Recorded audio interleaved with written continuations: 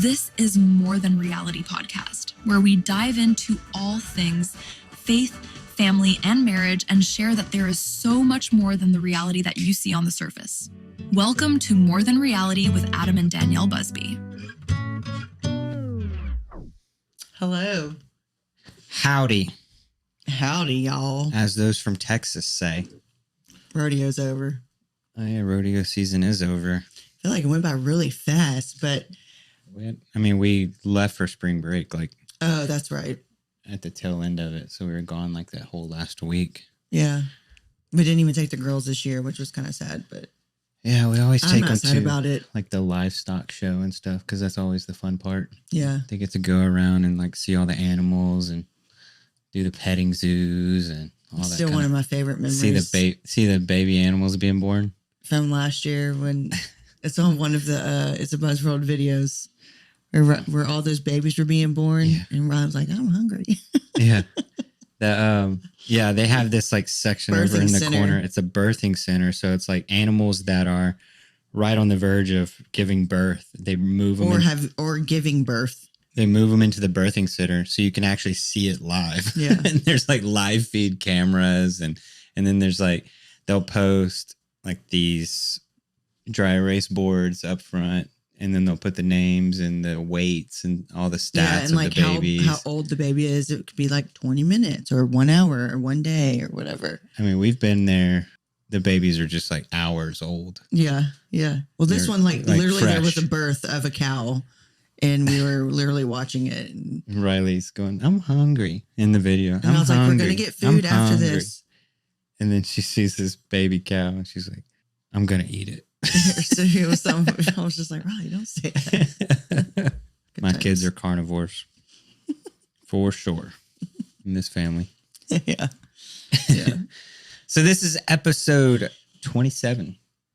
Danielle always does not know. I should have asked. I need to start asking you what episode we're on and what did we last talk about? God. Dude, I just it's I remember filming and talking about things. I just don't remember if that's aired or not. Even if I do listen to the podcast, I don't remember if that was the most recent one. I already got too many other things on my head that are coming in and out constantly, juggling and stuff. And so I can't remember that one thing. But I also know that I don't have to remember it because if I need to, I'll just ask you. That one thing that I can do in life that I don't have to know. I'll just ask you. It's like traveling, which we're going to talk a little bit more. We're going to go a little bit more in depth because we've got some questions and even just a lot of questions over the years of how we do it, how we travel well. I guess you could say that with the family of 8, and especially, our kids were traveling at such a young age whenever they were tiny. And so traveling, with a bunch of kids for one thing, and things that we've put in place, things that we did, systems and stuff that we have that people either don't think about or it's just hacks for large families of traveling and stuff. And that we've incorporated, we've kind of fine-tuned over the years and things that we've worked. Or it's changed things over the that years. Haven't worked that we kind of discarded or whatnot. But yeah, we've learned a lot for sure. You want to start with these cards? We're going to start with some Connect cards. These are from Jeremy and Audrey Roloff. They're beating 50%. She shared our post the other day. Oh, really? Yeah. And so these are just couples Connect cards that they... Stop looking at the questions. I wasn't even reading. I'm talking. Give it to me. Can you read and talk at the same time? Yes. I wasn't doing that. I promise. You always will look at the cards all the questions. It's like you're playing Uno and you're looking at all the numbers of someone else's cards. You're not allowed to do that. That's why I call you a cheater. Oh gosh. Anyway, cheat at all the board games, and now it's rubbed off on our kids. Yes. Speaking of, today was playing worst. A game, Roblox or whatever it was. Our kids don't like to lose, and they're like, "But I don't want Ava on my team because she cheats." And Ava's like, "That's just because I'm good at it." I was like, Ava, that's so sad. No one wants you on your team. She's like, no, it's because I'm good at it. I'm like, okay. They got too much of their daddy in them. Actually, and mom. All right. That's both of us for sure. I don't remember who went first last time. Do you? We try to rotate, but I'm just going to ask you this question right here. This top one. What would your perfect day look like? Waking up, going to the gym. At what time would you wake up? Still the same time? Yeah. Lame. I'm waking up anyway. No, and your perfect day didn't matter. Like, I know. That's just when I wake up, I go to the gym. So whatever time that is, okay. that's like my perfect day. Like I'll wake up. That's the first thing that I do. You know, it's usually hour and a half ish. Just get that out of my day. I mean, that's like my routine. That's where I go and clear my head, do my thinking. I just, you just accomplish something hard at the very beginning of the day. I feel like when I do that, I feel like I'm able to like just kind of get through the day. I've already, started the day doing something difficult, doing something hard, pushing myself. So I go to the gym, but I don't know, like an ideal day that's like a day we're not doing anything, where I can just do what I want. What's your perfect day look like? I mean, if it involves work, it's usually, coming home and then I'll cook breakfast, doing like a bunch of eggs with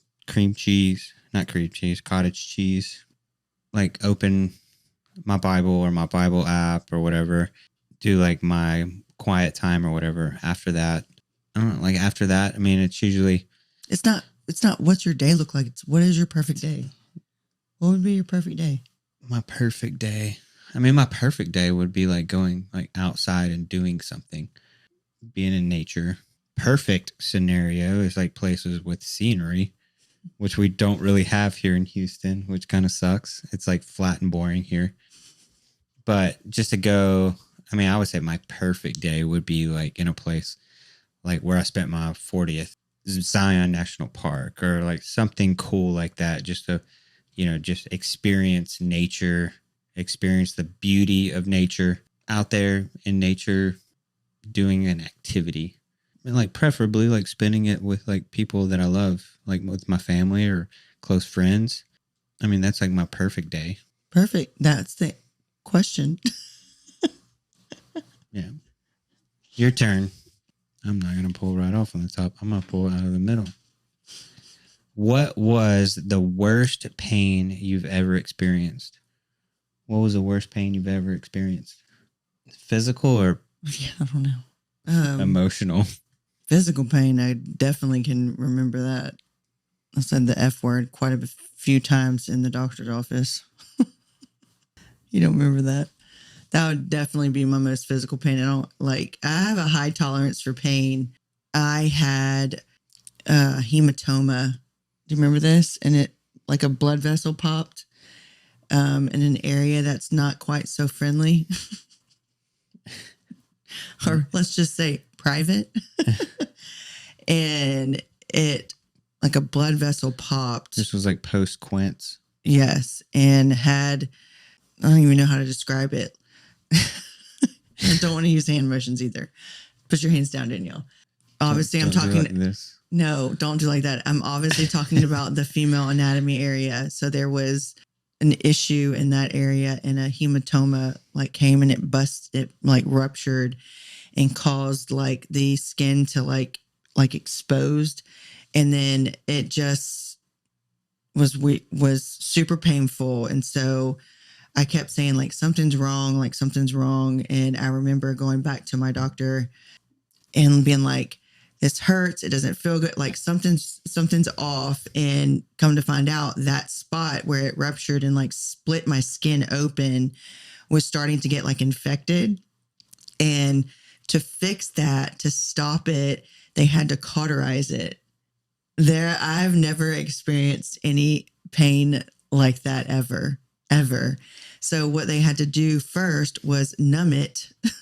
So that meant putting a shot right in the spot that is the most sensitive and hurts the most, where they have to cauterize. So the open wound, they had to put an injection in with a needle to numb it before they basically burnt the skin off. So Anesthesia always like burns really bad too. dude, I screamed, and I don't say the F word a handful of times in situations, but this time I think I screamed it out loud 3 times. And I don't know who was in that building, but I bear it. Every single person hurt. So if you're a female and you're listening to this, and this is weird because not many people know this. No, I don't think you've ever talked about this in such detail. That's not even the detail. I'm like trying to be like super simple about it because it's way more hard and hurtful. And I still feel like right now I can feel the pain as I'm talking about it. It's like one of those moments where like there's nothing Adam can do for me. And he's just like standing there. And I'm like, I just want to punch you in the face because you don't know what it feels like right now. And wait, this is the best part when then the doctor's like, it'll only hurt for a second. It'll only hurt for a second. Like, it's okay. Like, just breathe. I'm going to breathe. Yeah, easy for you to say. My screaming is breathing. Oh man, that is the worst pain ever. Worst pain ever. It is always funny. Like someone that isn't being affected by it is like, oh, just relax or just breathe. Or like chill out. You don't know what I'm going through right now. You don't know what I'm feeling. I'll never forget that. Ugh. Yeah. So thank you for bringing that up for me to share. Me to be honest and share. I was a little too honest. The worst pain. I think you could have chose something different. I would. Then you should have asked me a different question. Yeah. What would possibly be? No, I'm like grossed out.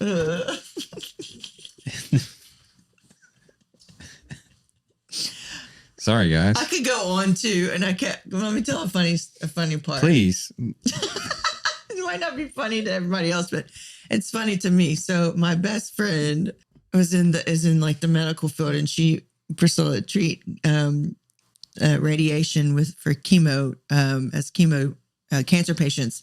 So she would do the radiation treatment on where the tumors or the cells were or whatnot, and she would always tell me like, I've seen all the nasty things, I've seen all this, blah blah blah. And so I kept telling her like this hurts, like I know after this, blah, blah, blah, but something just feels different. And she just say, just let me look. I know. And I'm like, no. She's like, Danielle, I'm in the I know what I'm looking at. And I'm like, oh my, and Priscilla's all like, she has some smarts to her, but like, I just remember her being like, just let me look at it and I'll tell you what's wrong with it. What's wrong? And I'm like, no. Yeah, it's bad. Yeah. You should go see a doctor. You should go see a doctor. And then when I go talk, she's like, I did. I told you it's probably going to get infected. And I'm like, oh my gosh. Yeah. So that's a funny story. Does anybody else have a friend that would say, just let me look at your bottom area to tell you if something's wrong or not? I didn't even want to look at it. I would never let Adam look at it. It's hard enough to let a doctor look at it, but you kind of have to, I couldn't imagine going to one of my friends. I'm like, hey, I got this thing going on down here. And give it a peek. Can you look at this room? Tell me how bad this is. What do you think? That's a funny thought. If you had to ask a friend, what friend would it be? I don't see any guy doing that for sure. Then you haven't found the truest of true friends. You don't have great friends. I'm sorry. If one of my friends wanted me to look at something, I would say, no, just go see your doctor. I do not want to look at that. Okay, that's funny. Yeah, let me see it. Let me see it. Oh, it smells bad. Adam, no, don't even go there. That's disgusting. That's gross. It's not even it's anything. Definitely infected. It's gross. Anyway. People just tuned out. Nope. I can see people right now hitting fast forward. Like, oh. So the few minor amount of people who know this story are laughing at it, But those of you that have just now been welcomed into this worst pain of my life story, congratulations. Now you're all up to speed. I've been through a lot of pains. Yeah, and you could have picked any one of those. But then I would have been lying. And I'm being more than reality, babe. Yeah. Hey, did you say this was More Than Reality podcast in the beginning? I don't feel like you said that. Besides our intro. And by the way, guys, this is More Than Reality podcast where Danielle just talks about her privates. No, she doesn't. But well, apparently she does today. This is it. Hakuna Matata. It's in the past. We're all great friends now, guys. All right, on to today's topic of I don't conversation. think anybody's listening anymore. I know, right? They're like, ugh. Nope. Or maybe it's brought a lot of attention. No, they're going to, no, people are just going to wonder, like, what, where was it? Let me see pics. What happened? Pics or it didn't happen. Pick or it didn't happen. I love that phrase. Pick or it didn't happen. Anyway, wow. Yeah, so today we're going to, last episode, if I am correct, Adam will fix my correction if I'm not, but we talked about spring break and travel. We did. Okay, good. I'm good. I'm like on par.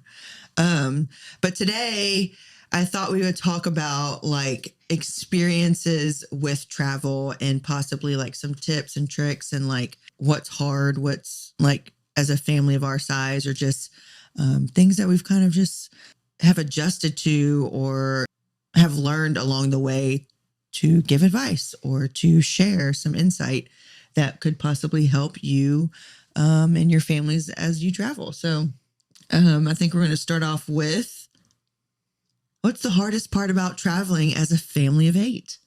It depends on the year and the stage Very of life true the kids statement. are. 100%. Very true statement. But we started traveling whenever they were like really young. Their first travel was to Today Show. Yeah, it was New York for like Good Morning America or in the Today Show. Do you remember that? And then it was so cold and they had their little boots on and they kept falling off on strollers. Oh, that was a nightmare because the second time we went, but not the first time. The first time that we went to New York, I mean, we're pushing, we have our huge. We had our 3 stroller and our double. Yeah, it was like a triple and a double. So like just imagine. And like the first night we get there, we want to go see and show the kids like Times Square at night just to see all the lights and stuff because we thought they'd get a kick out of it because they're babies and it's just like lights. Sensory overload. We were filming the show there also. Yeah. And so that created even more of a spectacle. If it wasn't a mom and dad pushing 5 babies down the street, and then you have, an entire TV crew. Wait, time out. We did that. What do you mean? Like we did that. We did do that. That's what we're talking about. Yeah. That's what we're talking about right now, babe. I know, but it's sometimes I forget that was part of our life. I remember flipping out on somebody in New York. Thank goodness that wasn't on TMZ because it just created like this crowd of people around us at one point. And so we had, TV crew, and because we have TV crew, we have like security and stuff with us because we're in this fishbowl in Times Square, walking through New York City at night with babies, which was, stupid. We were filming it. So it was like we had like kind of a containment, but our containment got breached and some man reached out and grabbed the girls had like little Ugg boots on. And some guy reached out and like pulled her boot off. Yeah. What? Yeah. I guess you were preoccupied with the kids that you were pushing, but I went ballistic on some guy and crew had to pull me off of him. That's why I was like glad that didn't end up on TMZ. Fresh into our reality career. Jeez. Quintuplet dad flips out on some random guy in New York and yeah, the boots kept falling off because in a stroller your feet like hang. But it kept coming off. Just talk about boundaries. I mean, some guy just like people were like reaching out trying to touch the kids. There were so many people who couldn't get people back, and like I remember some guy reaching out and like grabbing their boot and like pulling it off. Well, I remember being in Disney World and that old lady came and wanted to touch Hazel, and she was on my back, or Parker was on my back. Me and Deb were taking him to the bathroom, and she was like, pictures. I said, no, not today. We're not doing pictures today because we did all that yesterday. Today is no picture day. And she got so mad. This old lady, she had to been, she was definitely in her 70s over at Disney World walking around. She got up from sitting down to come attack me. And then I turned around. Ooh, good thing I was holding one. I had one arm behind me holding the bottom up of one of the girls on my back, and my other hand was holding a kid. And then Deb was with me, and Deb had the other two. And I think you must have just had Blake and one other one. We just only took 4 with us to the bathroom. I like turned psycho mom. Like, somebody touches your kid. Like who does that? Yeah. Who does like that? Mama and Papa Bear come out. Like we're not Jesus where some miracle's going to happen. It's like, I'm a human, and like, I said no, and that's not good enough for you. Well, I'm sorry. I wouldn't let you take a picture, which I'm pretty sure you already did take a picture as we were walking by. Yeah. And now you want to try to touch us? Like, gross. Go wash your hands. Anyway, that's Very off topic. aggressive touch. That's off topic, guys. But don't be aggressive with people you see on the street. You see it. And I know some of the feedback's going to be like, well, y'all put yourselves in this scenario where y'all got, yeah. But you still don't reach out and grab someone's kid. Touch someone's kid. And yes. Let's just, wouldn't do that to anyone in general. So New York. Okay, let's say that this is probably our first big trip. Danielle had to go in definite like planning mode, and because there's just stuff that you don't want to travel with, but there's stuff that you need there.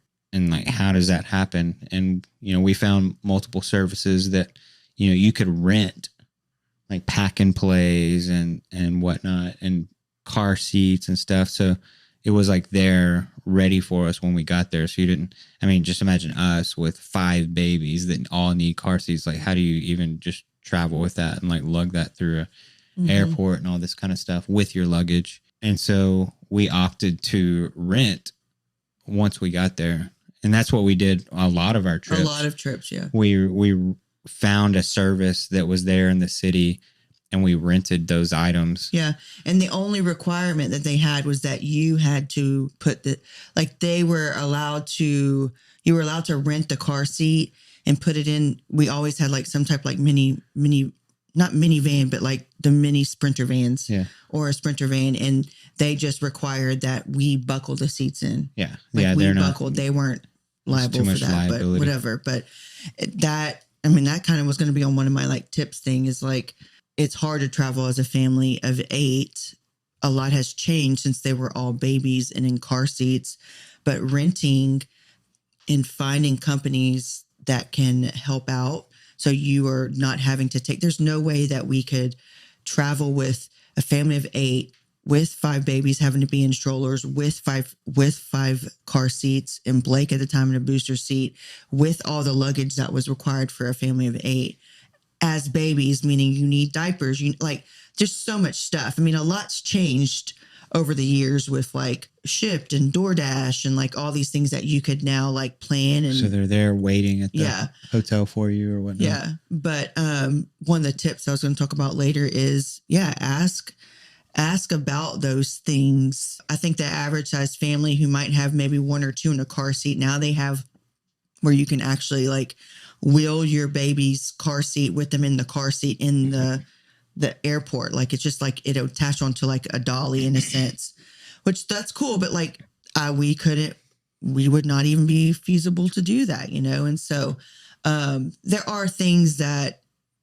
do make traveling smarter, I think, in that way. But as a large family, we didn't really have the means around with people and saying like, hey, everybody stroll a baby in their car seat with the dolly in a sense, just to get them in and out. Because then it's like, what do we do with all the luggage? What do we do? Like, that would just been psycho. Yeah. So we just had to worry about that's way too much stress bags on with top of all the clothes. other stress. I'd rather just stroller and rent. Yeah. Yeah. We even like ordered diapers to have like shipped to the hotel ahead of time. I mean, because imagine how many diapers we were going through at that time in a day. We were like 40, 50 diapers a day. Traveling with that, we'll get it there. But there were times we did travel with some. But I think something that we also face as a large family is that getting to and from the airport. There's a lot of our experience with travel was traveling with a TV show and then traveling without a TV show. Yeah. And it was very different. So a lot of the first traveling, flying somewheres or whatever, it was done with a crew of people who were there to assist and help with a lot of things.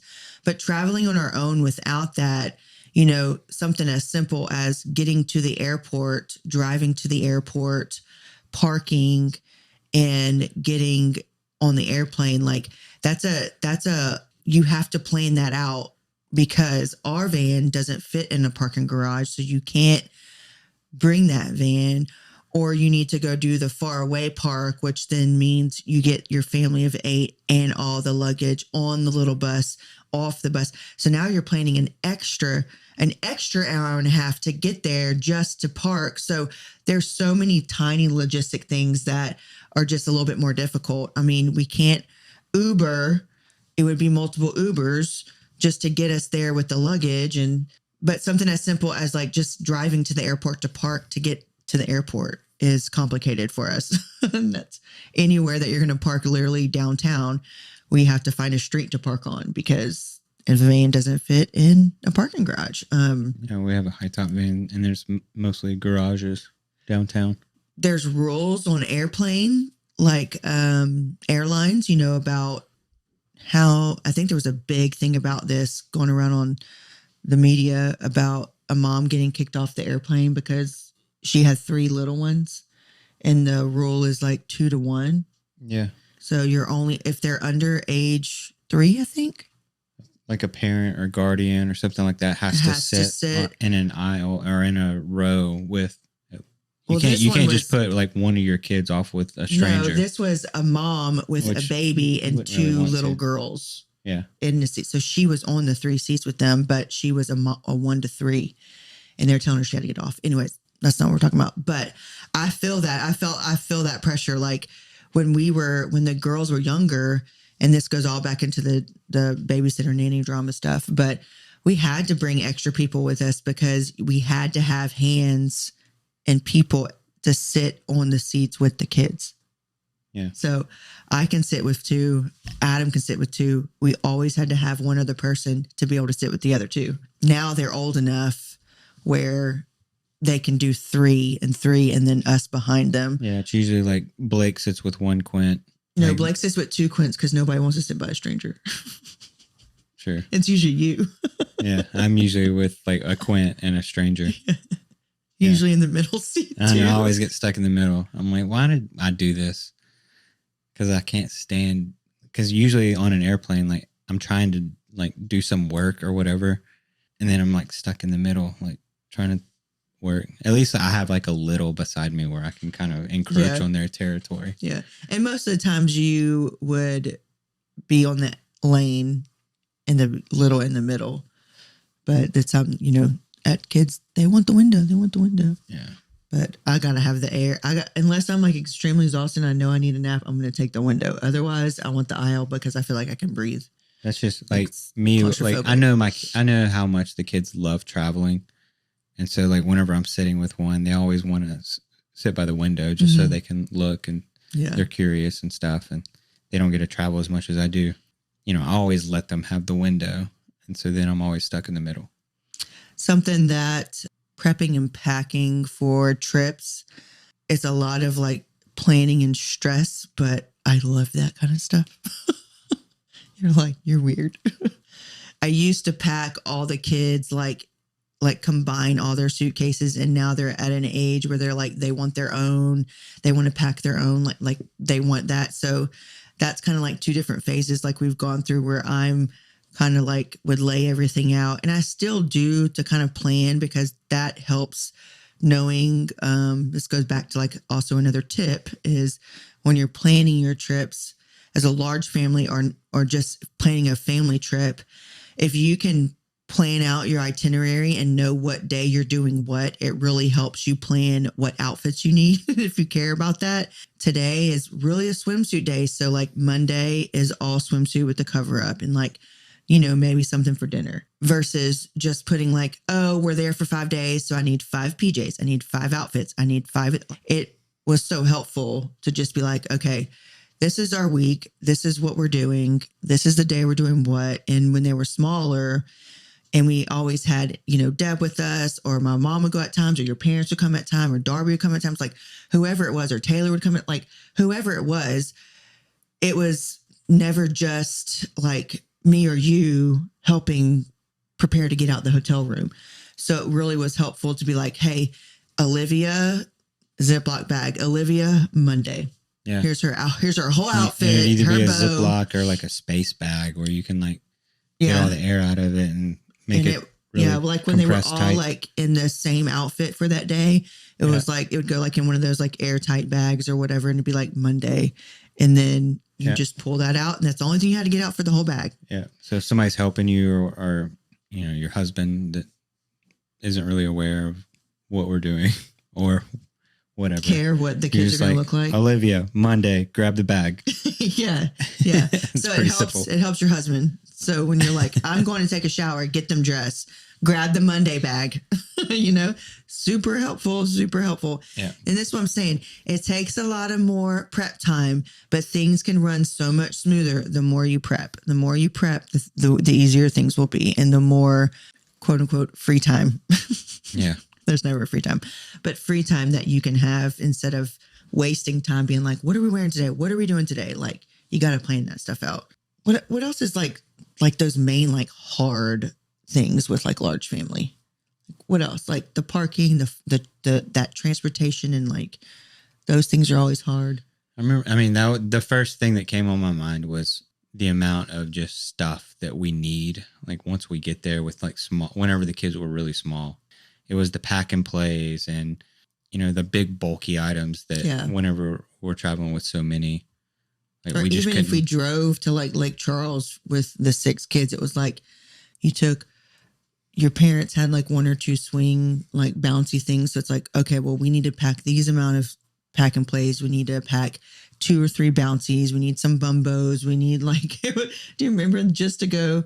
That was actually on one of the episodes, 2 early episodes of like going from our house a mile to go to Ashley's house for like the day. How long it would take to pack the van. Yeah. With all the stuff that we need. I remember those bumbo days, the fat babies and bumbos. Yeah. Pumpkin heads. Strip them down. Sitting there with a diaper. Sitting there with a diaper to get fed. Yeah. Just like little baby Buddhists. It's funny. I'm sure that there are a lot more like hard things about it with traveling, but I think that logistics side of getting actually to vacation is what is the most stressful when it comes to like, how do you do this as a family? We've always said like at times where we left, like this is not filming, like outside, if we even were driving somewhere, it's like just having that extra hand to help was always helpful.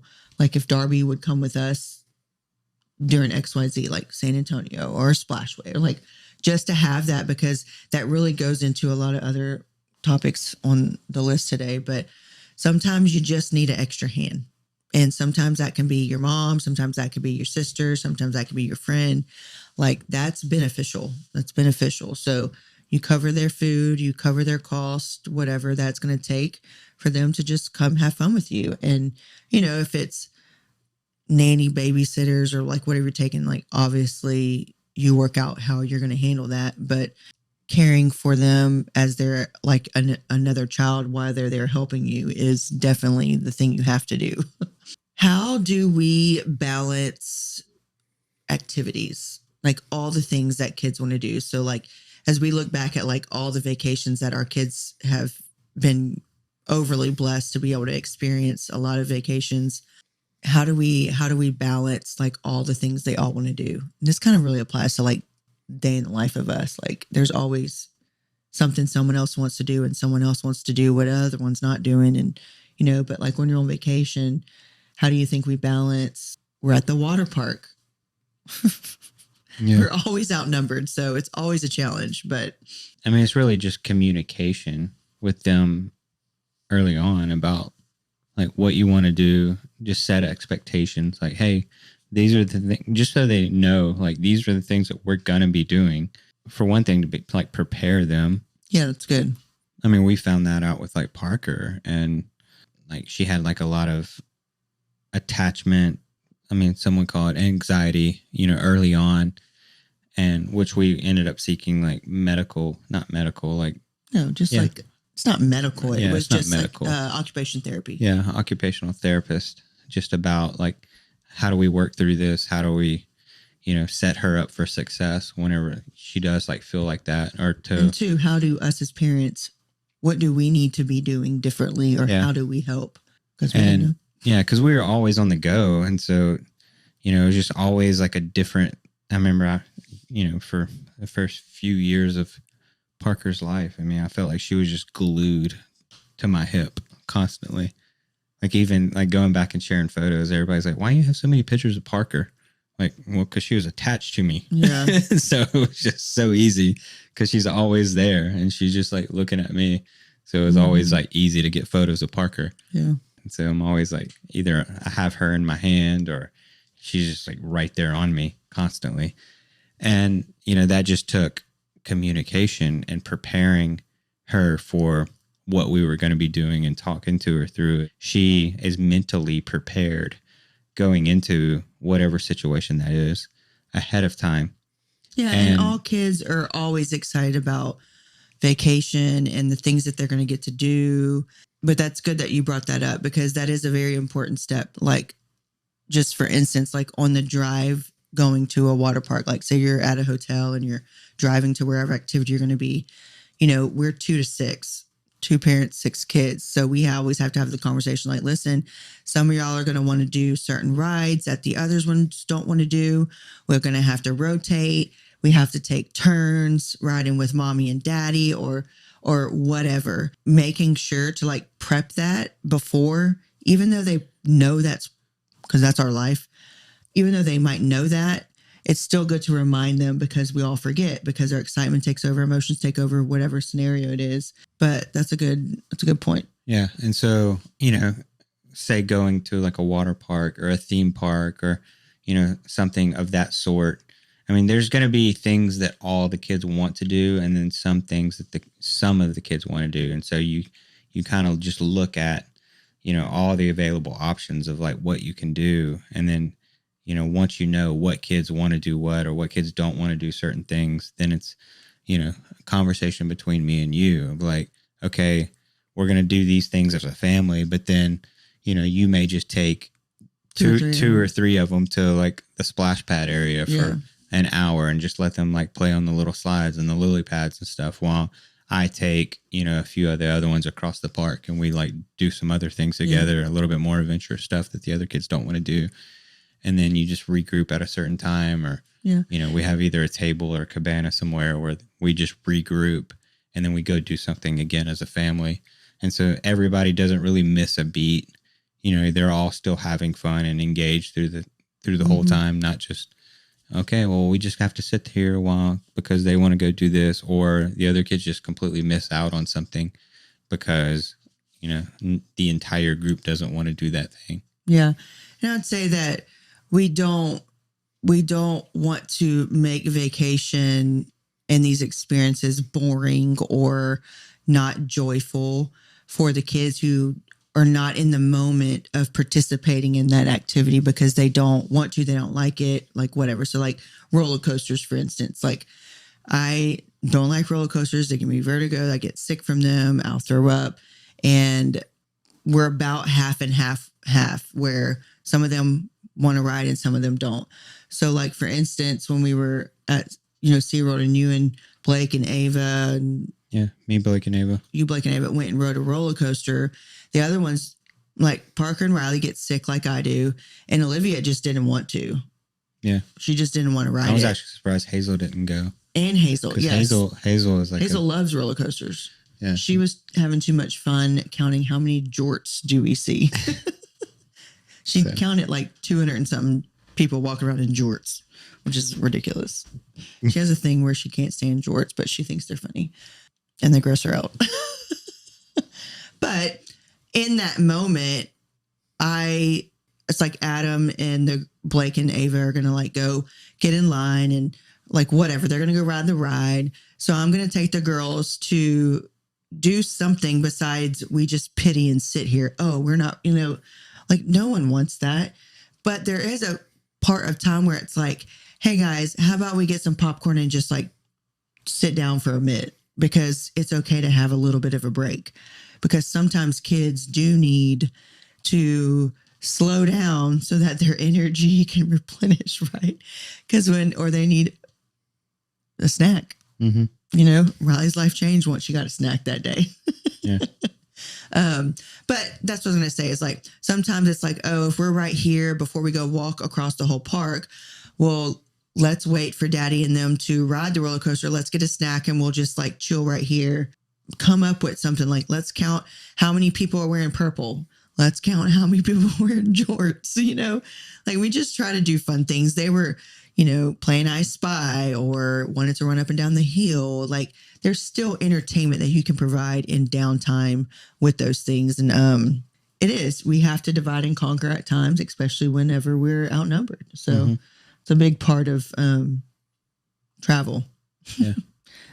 As they've gotten older, there's things that they can do without mom and daddy. Like they can go on these water slides, like in a sense, without us, meaning they don't need a parent to ride with them. Yeah. So it might be like, okay, you two or you four, you just always have to have a sister with you everywhere. Like we just say, you don't go anywhere alone. Y'all four go up this slide and we four are going to go up this slide, kind of a thing. And usually Adam and I will say, okay, well, because we're going to end up riding with someone, I'll go with this one and you go with that one. So there's always an adult, but it's really, it's about communication and then just making sure that the kids know that we all are going to try to have as much fun as we can, but we will have to take turns, which is the story of their life.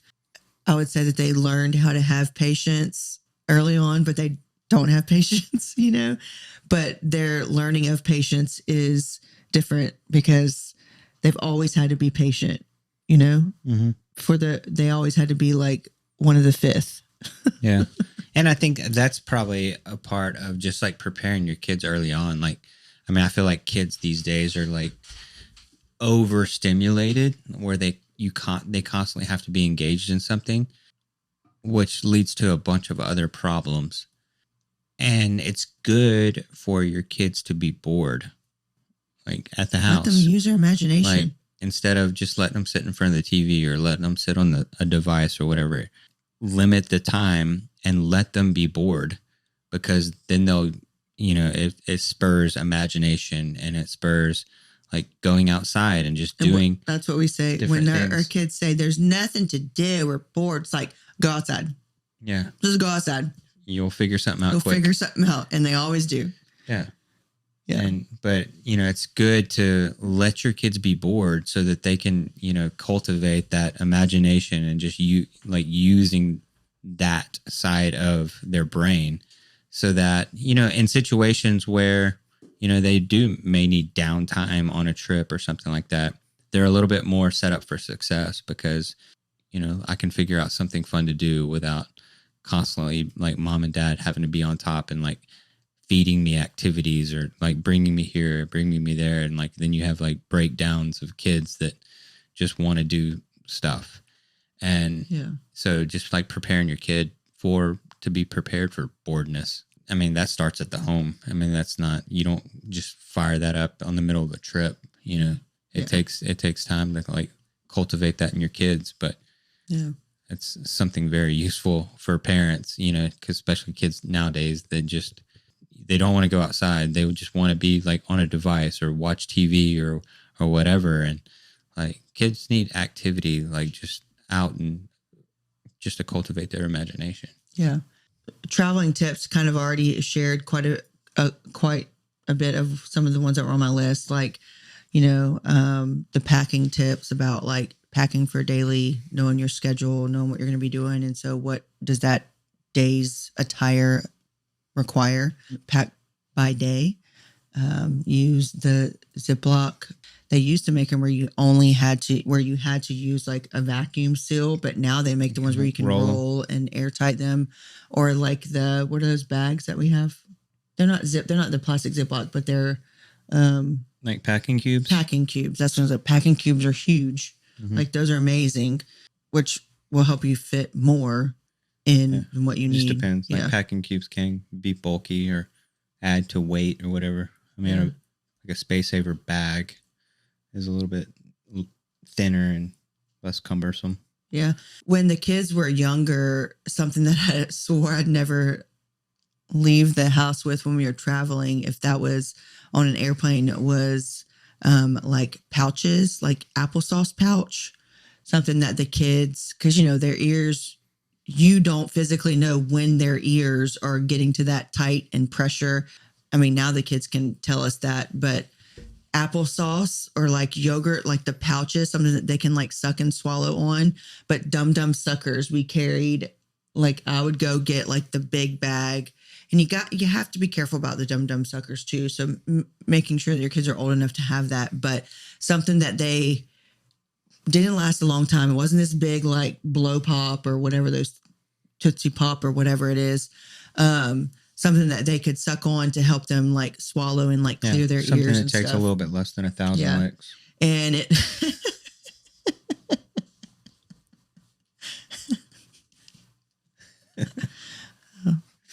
you're so fun.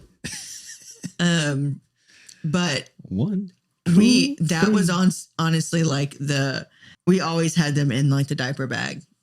Yeah. Because it was like wherever you were, if the kids were being too much or too loud or whatever, it's like here. Yes, they had pacifiers and we got rid of pacifiers, and pacifiers are great, but for a time being, if you use them under age of 15, I don't understand why some people can let their 5-year-olds have them. I'm like, their teeth are going to be all weird. Anyway, that's another story. When we didn't have pacifiers, it was like, okay, here's a Dum Dum, and it, walking through the grocery store and you've got kids losing it. I'm not rewarding their behavior because they don't really know what they want at the moment. They just know that this is not fun and whatever. But it was just like, for sanity, mom's sanity at times. Yeah, it's I have to accomplish this task. We still have to do this. I have to do this with you. So you're going to do it with me or not. So I'm either going to listen to you scream, which I've done plenty of times, or if I have the Dum Dums or whatever, it's like, here, calm yourself and power through. Yeah. I shared on last podcast, like the doggy bags for all the time. We used to carry like the travel potty in the car, which was a lifesaver. So if you've got a bunch of little kids and trying to do road trips, like the little travel potty was great. It's kind of weird, but it's great. It saves on having to find a gas station. Yes. Or if you're in between rest stops. And I mean, honestly, I'd rather use the little travel potty than have to go in some restroom. Hate public bathrooms. What else was always have like, your little emergency kit of Band-Aids or like, the Tylenol or like whatever medication or things that you might need. Like always have something, because I guarantee you will go on a vacation and need a Band-Aid. You're going to need Band-Aids all the time. Mm-hmm. All the time. Whenever we would go to New York, which we've been there quite a few times now, which a lot of that was kind of business related, taking the kids like in between things during the day. We would find a place, like a little play place, which they had a lot of those around New York. And it's just like completely inconspicuous, but it was like a super cool, like interactive, sensory, like playing place for the kids. We did a lot of those. And we would do those like in the middle of the day where they could just like go and play, and mom and dad could just sit if we wanted to, and they're safe and they're playing on little slides or with blocks or water features and stuff like that. And we would find those around town, close by where we were. Yeah. And Those were a good like sometimes- little break in the day. Sometimes for, us as parents to try to have a little bit of a break in the go, go, go, or the play, play, play, which isn't always play, play, play for us, but the kids, we want to have fun. We want to experience things. We want to see what's around town. We want to sightsee. Not everything is always fun for everybody, but there are times where we too kind of just like are exhausted and we just want to break. And sometimes you have to just be like, what do we know? Well, let's find a trampoline park because we know the kids, or a kids museum where they can go play, where we can just kind of like sit back and observe a little bit so that we can actually have a moment of rest. Yeah. And I would say like, that's okay. Like no one wants to go on their vacation to be in our world. No one wants to go on vacation and be indoors the whole time. Like we want to be outside, but that's just who we are. Finding moments where even if you are outdoors, like even when we went to Virginia and like whatever, it's like just to go find a park. We just want to find a park just so y'all can play outside and not talk to us for 20 minutes, Yeah. or not ask us for something. I remember whenever we were in New York, every evening we would go to Central Park. Yeah, and they would just like go and climb on rocks and run around. Look at squirrels and yeah. It's okay. Get the rest of their energy out. Yeah, like I think we as parents need that too, because sometimes we feel like we don't get that until the kids' eyes are closed. But we too want to be able to enjoy the location that we're going as well. So being able to have a place where you can kind of just like rest, like however you can find rest in a way that is still like with the family, Yeah. So we would always find rooms that were like, had like adjoining rooms, or, if it was like a 2-bedroom suite or something like that with a fold out couch. And then we would always, so that you could, if it was like an adjoining room, you can put the kids in there and put them to bed early if we still had like stuff to do, or we needed to prep for the next day, or, our mom and dad's like so busy just prepping kids and getting kids and stuff ready. And then you don't have time, at the end of the day to like work on your own self-care, late in the evenings. We were still like always militant about like getting the kids to bed so that they weren't like super late, because it was probably going to be another fun-filled day the next day. And so we'd have like a sound machine that goes in their room to where, it kind of drowns out any noise or whatever that we're making. And so that we could actually still like not have to tiptoe around, like they're in their room with the door shut, or a dark room with a sound machine to just drown out any kind of background noise that we may be creating, like in the other room, just working or getting ready for the next day, or prepping like all their outfits or whatever for the next day. Yeah. And I would say that most families don't have to have, or not most families, but a lot of families don't have to have amount of sleeping space that we do. Yeah. So they're probably more or less like just in a hotel room, Yeah. But I would say something that is beneficial is just, we travel. We've always had noise machines. We never kept a quiet house because our kids were sleeping. It was like we wanted them. They came into the world, into our home, that if we needed to vacuum, we were vacuuming. If we needed to blow dry our hair, like we're blow drying hair. We didn't quit noise because the babies were sleeping. It was like they even Blake, it was accustomed to not letting them be scared at noises. Yeah. Like these are going to be normal noises you hear, What advice can we give to families to not break the bank? I feel like it's like what I try to do most is like, how can we do this as a family of 8, Not every vacation can be $20,000 or $5,000 or $80,000. Like, it's like, we want to be able to have like, even like a one night experience. And so like, how is it that we can do that? And so I think a lot of times it's really planning. So planning, like, where do we want to go? And then the Groupon, always look for blogs, look on Pinterest, look on blogs for people who like where you're going. Look for all these mom bloggers and people who have given feedback on the places you want to go, because some of them have discount codes. always look on Groupon for like what's happening in the city. Look at like their local website, like city website, to see like what's happening and if there's discounts anywhere for like play places, or maybe there's this festival or something coming up, and it's maybe you need to know like where kids eat free tonight or something. Like always look at that stuff, because there's ways to save on expenses for sure. And I mean, one of our main things, which I hated this as a kid, was like sharing a meal.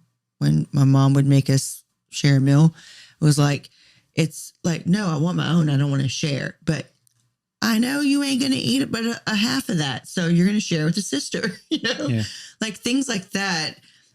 It's like, do it. If we're going to go as a family of 8, like, I mean, just for us to go to Chick-fil-A is like $90, and that's like, I think that I can get Chick-fil-A at about $68, not meals. It's getting enough chicken, enough things for everybody that I've been able to like best case. But that's a lot. That's expensive.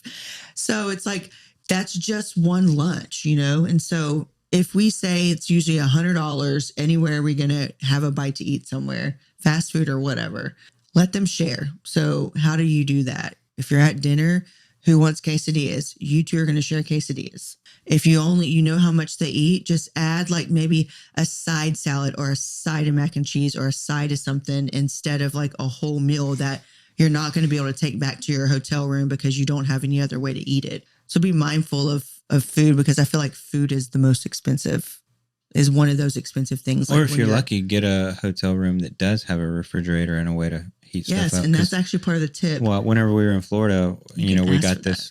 It was a room that had like a little kitchenette. Were like family suites. Yeah, it had a kitchenette in there. So like one night we went to a pizza place, and then we did have leftovers, so we brought it back, and then we had pizza the whole next day, or that next evening, and that saved a lot of money just in a whole nother dinner, which gave us more time, so we didn't have to spend 2 hours in a restaurant or whatever. Yeah. We got more time to do something else, because we knew, whenever we get back to the hotel, we'll just heat that up.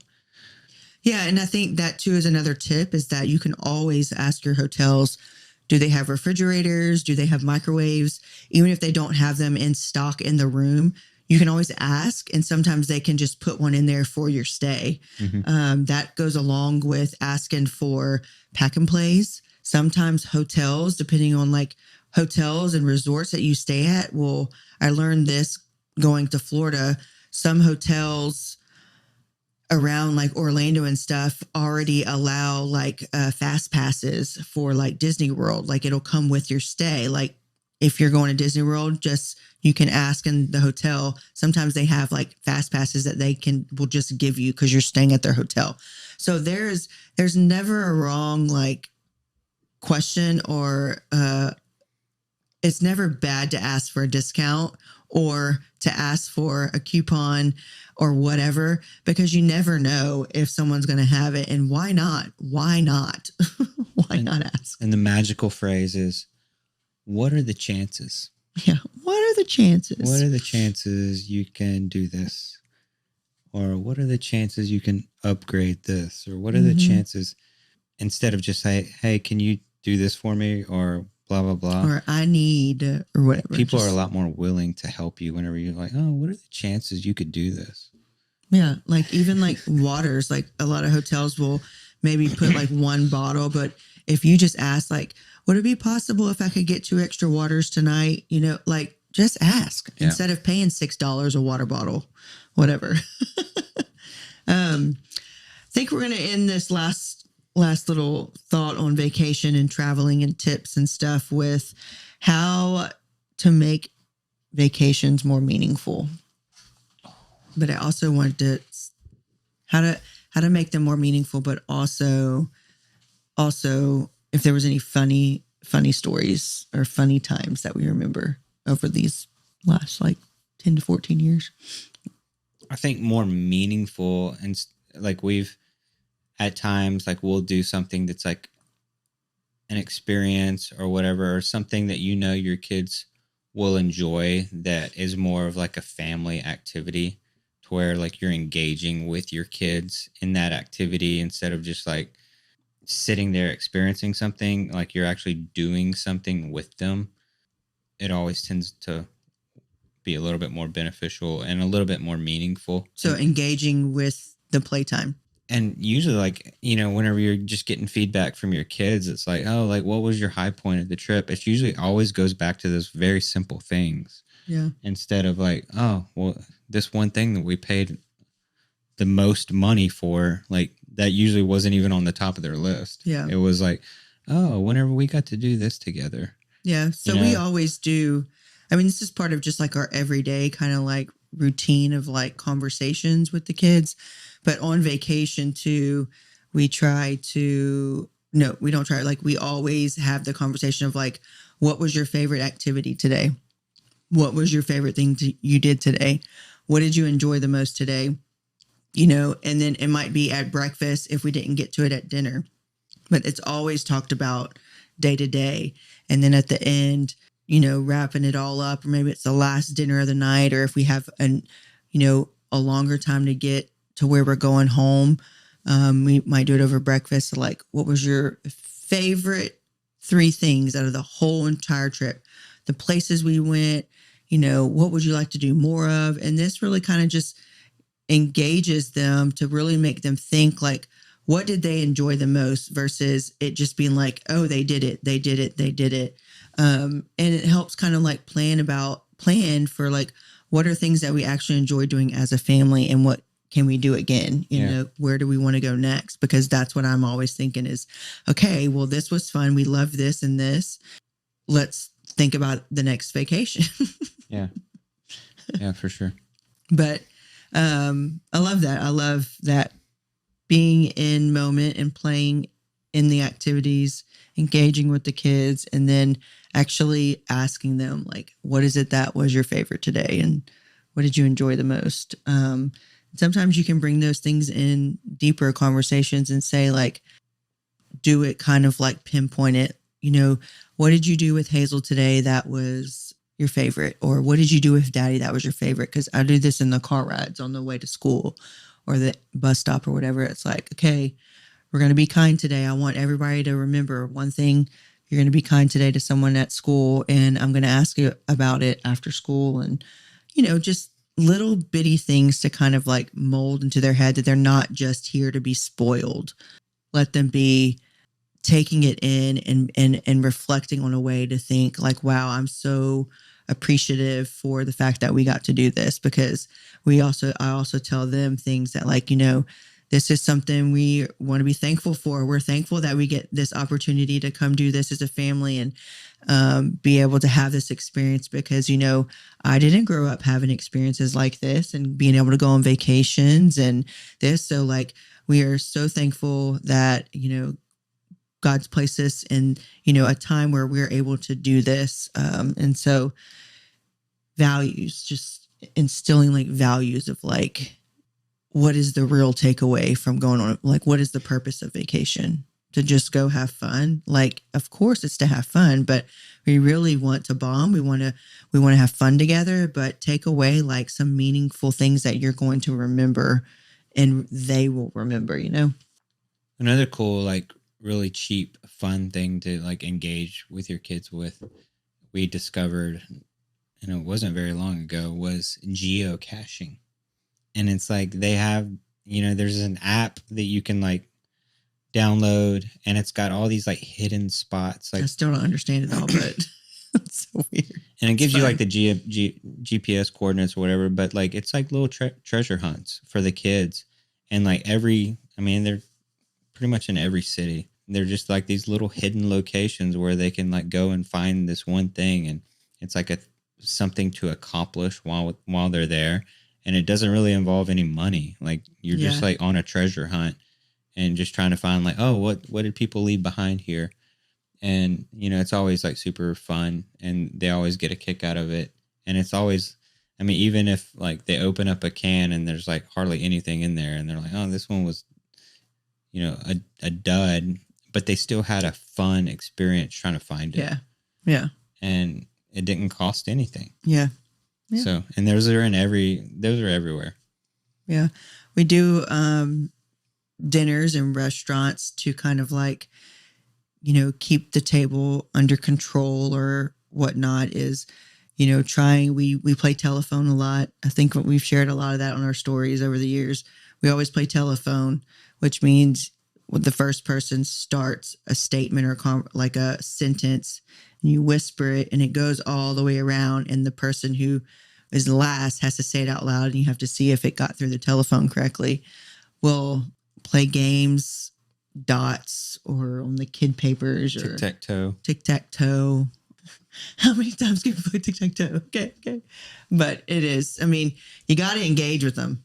It's not all the time that you were able to, but a lot of the times you have to engage with them at the table, or they're just going to be ruckus. Yeah. I hope y'all have learned something, and maybe something you could have taken away from some of our experiences and tips. And yeah, we don't really have any hacks, but just if you have any other questions that pop up or whatnot, obviously just ask them in the comments or leave us a message or whatever, and we'll get to it and share experiences and stuff along the way. Yeah. So thank you for tuning into More Than Reality. Thanks for listening. And we'll see you in the next one. Peace out. Love you guys.